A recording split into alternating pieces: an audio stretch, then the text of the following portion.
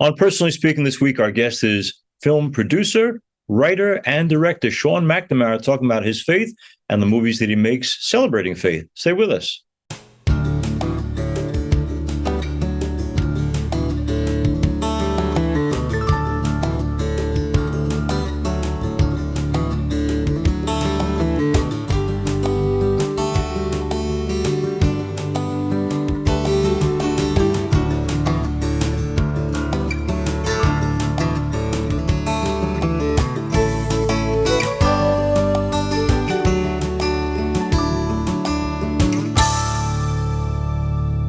Hello and welcome to Personally Speaking. I'm your host, Msgr Jim Lisante, and Sean McNamara joins me now. Sean is an award-winning director, writer, and producer of family dramas, including the breakout hit feature film Soul Surfer. His latest film is called Moonrise, currently streaming on PureFlix, starring country music singer Granger Smith in his film debut. Moonrise is about faith and forgiveness and tells a story about one family's struggle to survive. In 2023, Sean McNamara will have two other films coming out as well, one on the life of Ronald Reagan and one called On a Wing and a Prayer. Sean McNamara co-founded the production company Brookwell McNamara Entertainment with business partner David Brookwell. Together, they have produced 30 feature films for Paramount Pictures, Sony Pictures Entertainment, TriStar Pictures, New Line Cinema, Lionsgate, and Universal Studios. Sean has worked with a number of A-list actors such as Pierce Brosnan, Helen Hunt, William Hurt, John Boyd, Marissa Tomei, and James Woods. For television, Sean has produced many series and movies, including more than 500 episodes of Hulu, Netflix, CBS, ABC, and the Disney Channel. When asked what message he hopes people will take away from his films, he says, never give up. Sean McNamara is here with us today to tell us about his message, working in Hollywood on faith-based films, and the values that sustain him. Sean, thanks, first of all, for coming on Personally Speaking. I'm going to start with some personal stuff. One of 6 children. What's it like to come from a big Catholic family? Wow. My mom, I used to call Mrs. Catholic. I mean, we went to church every Sunday. Any town we would visit, we hit the church. It was like a ritual with us. And I remember when I was 28, finally, and I got a chance to take my mom to Rome. I took her to the Vatican, and I go, this is payback for all those times that I had to go to church all the time. And she got to see the Pope, that the audience with the Pope with like 2,000 other people, but the Pope John Paul II walked right by her.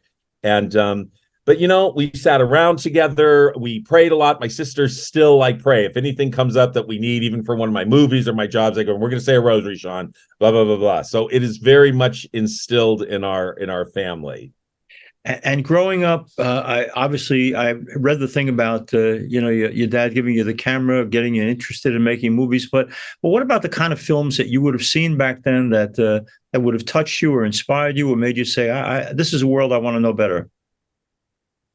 Well, there were tons. I mean, I think one of the earliest memories of me going to a movie and seeing a movie or understanding it was the sound of music, okay. And so musicals have been an extreme part of my life. And I just remember I would see things probably that were older for me because I was number 6 in the family. They would take me to older people's movies.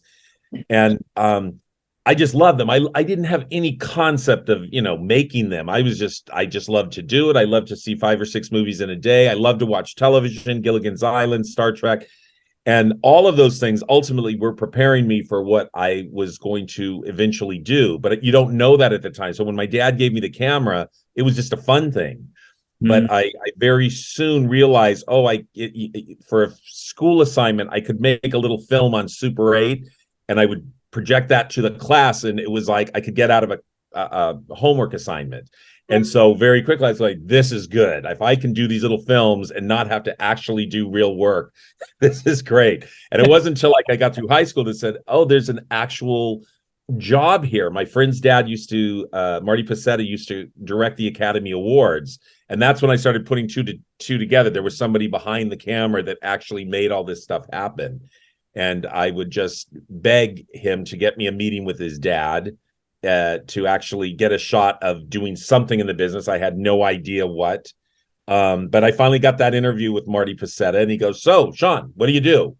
And I just stared at him with a blank face, like, I wasn't prepared for that. But I go, I'm in a band. I plug in microphones. I play guitar. And he goes, audio, that's for you. And he calls me up, somebody up on the phone. I have no idea who's on the other side while he's talking to like Bob Hope on one side and all this. And my first official job in the business was doing Ronald Reagan's inauguration, the balls. I did audio. So I flew out to Washington, D.C. and plugged in the microphone for Ronald Reagan. Now, that's going to be a perfect segue, as you know. This attempt, I hope, very, very successful, to do a film on the life of Ronald Reagan. How did you get involved in that? And what did you learn about the man by doing the film? Well, first of all, I have no idea how I ultimately got the job. John Avildsen, I think, was originally slated to do it. He was the director of Rocky, and he passed away. Right. And somehow it fell into my lap, and I brought on Dennis Quaid. And so it was a journey to bring this together. And of course, there was tons of research. And you know, he was the first president I voted for when I turned 18 and so forth. And you know, I knew that he was known as a B actor and that he was governor of California, and then he was the president of the United States, and I grew up along that. But doing the movie, we went back to when he was 11 years old, who his mother was, the Christian. I had no idea he was such a Christian. I had no idea that he was bullied, and his mother would lock him outdoors until he fought back. I had no idea that he, when he was the vice president and president of the Screen Actors Guild, he would get into scrapes and actual physical fistfights with the unions. So that's what made this film so fun, to go, oh, wait, there's a real man behind this president that went through these life, challenges that got him ready to be president. But ultimately, the amount of faith that guy had is unbelievable. And his strong faith is what led him to all his morals and to why he did what he did. And that comes out a lot in Reagan, the movie. Would you say that he is, at this point, your favorite president? I would say so, yeah. I would say that. I think for a lot of us, that would be true and stuff. 1976, I went to a conference called the Christian Anti-Communism Crusade, and he was the speaker. And it's just striking to me that even in 1976, he kind of knew where he was heading in terms of trying to bring down the wall, Mr. Gorbachev, and accomplish amazing things. Let's go back to films of inspiration, the whole idea of being in the arts. You know, Sean McNamara is our guest. You know that lots of people get into the arts for a while as an avocation. But the idea of investing your life in the arts is a risky business. As you know, there are lots of people in the arts who may not work for years. The courage or the tenacity or the foolhardiness on your part to say, I'm going to make a living by getting into the creative arts. What went into that decision?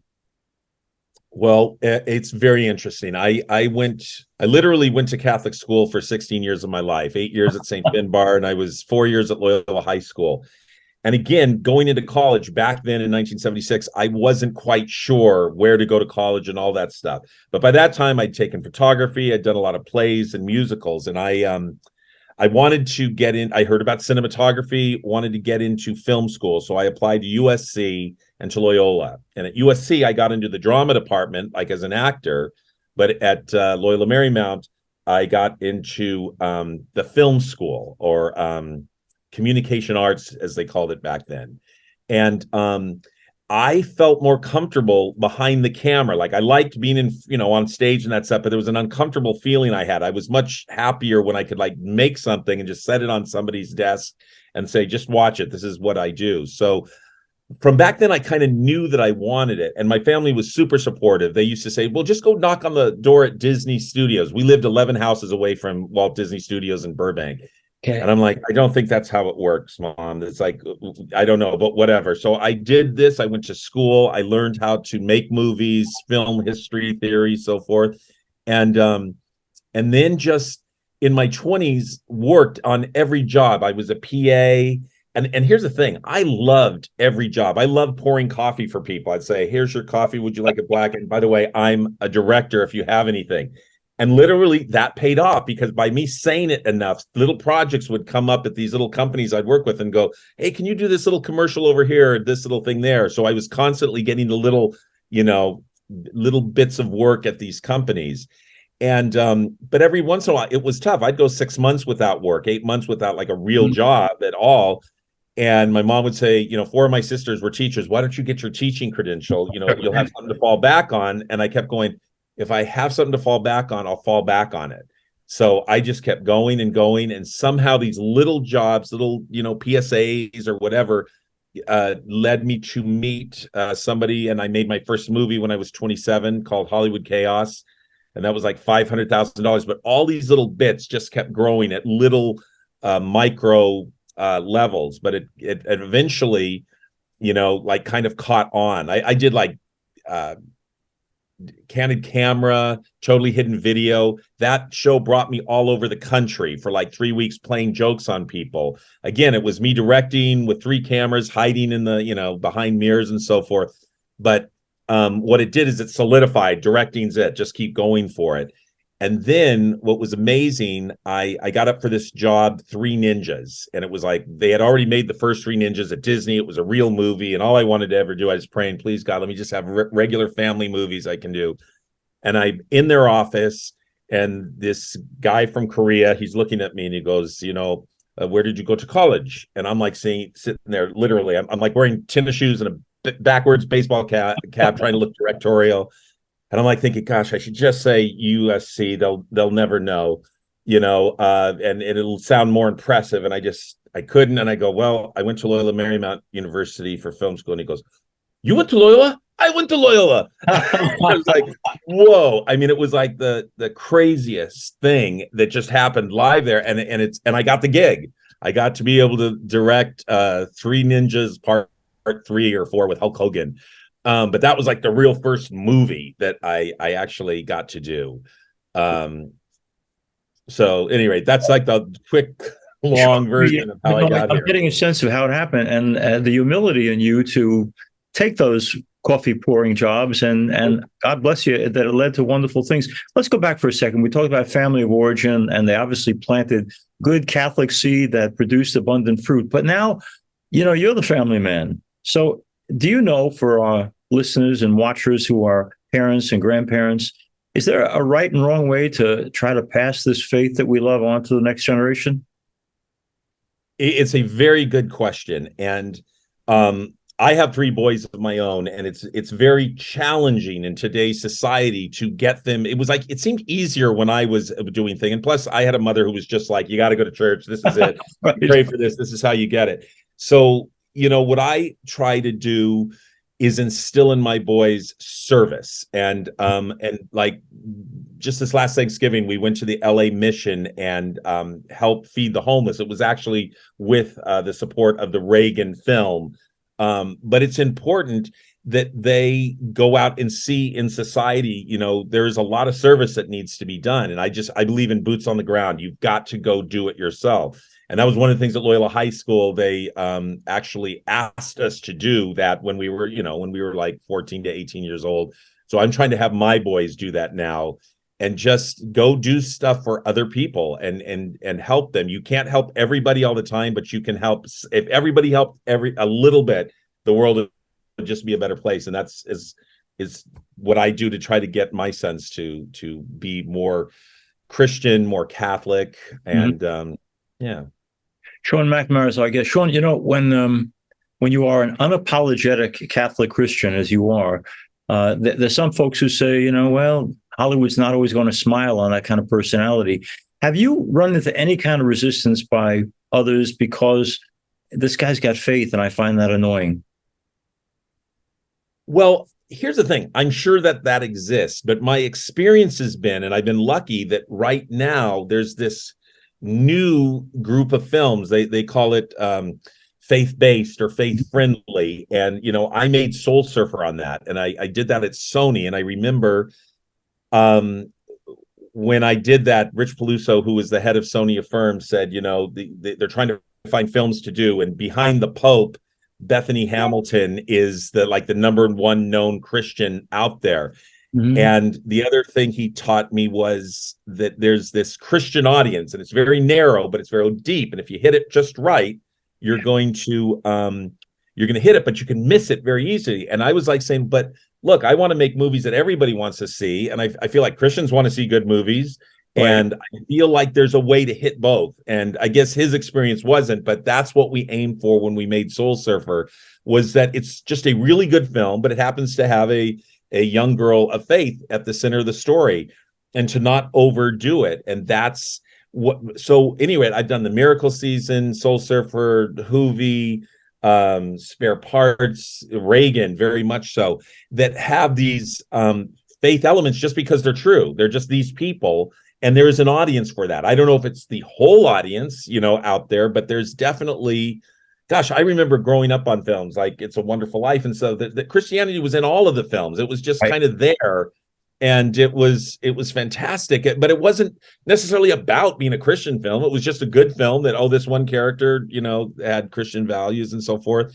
So I just keep plugging away going forward like that, just doing the best films I can. I have a film coming out on Easter Sunday called On a Wing and a Prayer with Dennis Quaid and Heather Graham. And it's a true story about the White family who took an airplane ride on Easter Sunday. They were coming home from his brother's funeral, and they had trouble. In fact, the pilot passed away when they were up in the air going up. And so that movie comes out Easter Sunday, and it's just a real story. And it is, yes, there is a faith-based element, but it's an action, it's adventure, it's just a good movie, I think. Dennis Quaid seems to work often enough in films that celebrate values that last. Is that who he is? I think so. I've done Soul Surfer with them, Reagan, On a Wing and a Prayer. He, his family, he had a couple of kids that almost passed away, like 14 or 15 years ago, or maybe even more than that. They were given the wrong dosage of something at the hospital. And I think that swung Dennis around. And so if you look at the types of films he makes, there's definitely, not all of them, but he does movies that have faith-based elements to it. And I think that's how he gives back, because he can do it with his work. Right. Sean McNamara is our guest. We're talking about his writing, his producing, his directing, and he was an actor as well. But let me ask something. I am the caretaker for my 102-year-old mother, and I'm sorry to admit we do not stream movies, but we do buy DVDs. and most recently, we watched this past week, The King's Daughter. King's Daughter. I love the movie. My mom loved the movie, but here's my question. You have in a religious role, overtly religious role, William Hurt, and we know he passed away from his battle with cancer. Was it just a role for him, or was he actually at that point exploring questions of what's it all about? Where am I going? Where are we headed? Do you remember that about Bill Hurt? Because it's intriguing to watch the film and realize this guy was not that much longer in the world, and here he is talking about values that last, values that are eternal in the film that you made. Yeah, well, a couple of things that are interesting about that. I mean, his part is Father Lachaise. He was for religious values, and Pierce Brosnan was for science, and it was like the battle between religion and science. So that was just fun to explore in a fantasy film. I mean, in a weird way, that movie is a faith-based movie because it's challenging things, and yet there's this, beautiful background in Versailles and so forth. But William himself came off of that Almond's Brother film. It just had shut down because the young woman had gotten killed on the train tracks, and he was on the train tracks with her. And so, of course, that production shut down, and he literally left there and came to Paris where we were shooting. So he was still in shock when he made this movie. He was very much questioning what's going on. And we had many nights, late nights with cognac, where we would discuss what life is about and why things were the way they were. So he was definitely in an exploratory place. And it was a very challenging for him to make sense of how somebody could die on a movie set near him and all of that stuff. So he was already starting to think about that. And then afterwards, we made another film together called The Miracle Season, and he had beat cancer, but I think it was in remission. But he went and stayed at my home out on Vancouver Island, and because it's near the water, and he was able to kayak, and he was he went there alone, and he was just exploring. He was always writing the beauty of nature and all of this stuff. He was I feel like getting closer to God. I'm not sure exactly, but it was definitely he was exploring like what the next round was going to be. An extraordinary actor, and not the only extraordinary actor you've worked with. I saw too on your biography that you've had encounters with John Boyd, who I think the world of as an actor, and also the backbone he's got to. I mean, he comes across as Mr. Conservative, supporting Trump, and I can't imagine in Hollywood that's an easy thing to do, you know. But he seems to have strong convictions and stuff. These people, aside from being great actors, do you have the opportunity to get to know their philosophies of life, their philosophy in politics, their whole point of view? Absolutely. The John not only is just a genius actor, he is just such a good man and good to talk to. And you know, I've had the opportunity. I mean, literally, sometimes we'll be making a movie out in like Louisville, Kentucky, and on Sundays we're both at the washroom washing our underwear and socks because there's nobody else out there. We find ourselves there talking philosophy and the state of the world. And look, he's I think 85 now, and he has values from before. He's been around. He was around in the 60s where he was a Democrat, and he goes, things change. He goes, I was there when decisions were made, and people are forgetting how the world has changed. That, you know, the freedom of speech alone getting pulled away, the freedom of religion just to express yourself. And so he says these things that, you know, when you listen to the whole story, he has a very strong, good point of view of where the world is now and where the world is going. And it's definitely in his roots. I mean, he's been around a long time. I want to talk a little bit about Ted Milfy, who I'm sure you're familiar with. When he was a guest on our show, and I was intrigued too. Years ago, we had John Everson on, and lovely man. But going back to Ted Milfy, I asked him movies like St. Vincent and others that he's directed. Some people love it, and some people don't. And I asked him what his view was of critics who don't like his films. he didn't have any kind words to say about critics. Do you read critics? Do you care about critics? What's their power in your own thinking? So it's interesting. I definitely I always go, my movies are 50-50 with critics. They half of them either love it and half of them hate it, like Soul Surfer, half loved, half hate. Same with Miracle Season and Spare Parts. And I think they keep me humble to a certain way. But I do think they go and attack in ways that are like a little bit too much. Like they I think they're clickbait. They love to take a certain degree of films and just totally destroy them, for lack of a better word. But I just don't take them that seriously, because in the other column it says the audience reaction, and though you know the critic reaction might be at 56, 50, 46 or whatever. The audience reaction is like 90%. They love the movie and all that stuff. And I go, well, I made the movie for the audience. You know, so far, some people kind of get it.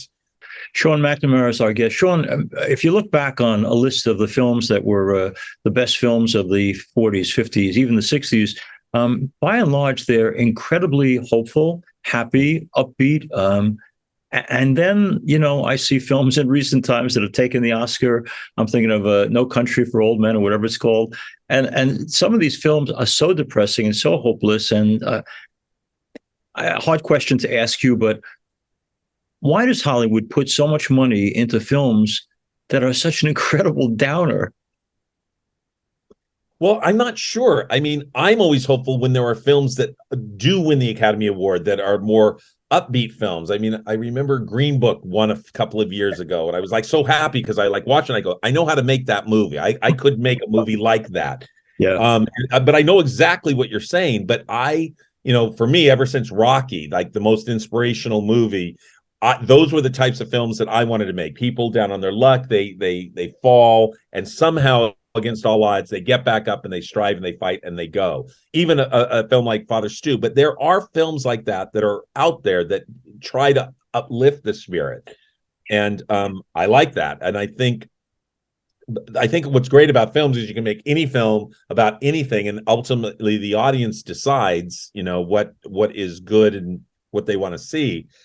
But I know what you're saying. I like hopeful films. I like inspirational movies, and generally my track record is those types of movies that at the end of the day, spiritual works, on the faith-based films, the love of God works. This absolutely works. I call it like chicken soup for the soul. Like when I was in my 20s, I would read, books and so forth. And every once in a while you have to like see things that say good things are possible. And so I think every once in a while you have to see good films are possible. Mm-hmm. And you have to like go and watch them. And look, no matter what anybody says, we learn how to live, act, dress, talk from the movies and from television.